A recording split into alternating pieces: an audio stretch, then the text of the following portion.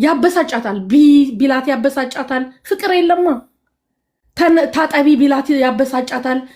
ወርቅ ገዝቶ ቢሰጣት ያበሳጫታል ለምን አትወደውም በፍቅር ግን ስትኖሪ ጸብ ራሱ ጸብ መስሎ አይታይሽም ትታታለሽ እንዳለችው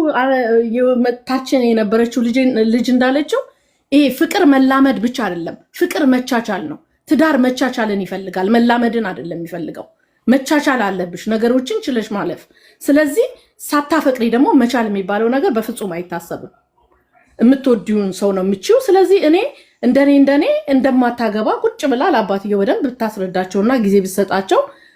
ዴፊኒትሊ ይቀይራሉ ካለዛ ግን እኔ ያለው ማለት አንቺ ብትሆኚ ለአባትሽ ታስረጃቸዋለሽ እንጂ በፍጹም የማታፈቅሪውን ሰው አባትሽ ያመጣልሽን ሰው አታገቢም በፍጹም አባትሽ መቃብሬ ላይ እንዳትቆሚ እያለሽ ምን ታደርጊያለሽ ይልሽ መጀመሪያ የሚሞተው ሰው አይታወቅም አባቴ ትልቅ ስለሆነ እኔም ላልኖር እኮ እችላለሁ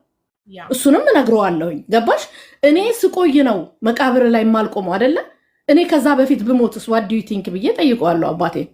ምክንያቱም እኔ ከፍቅረኛዬ ከምወደው ሰው በላይ ህይወት የለኝም እኔም ሟች እንደሆንኩ ነው የምነግረው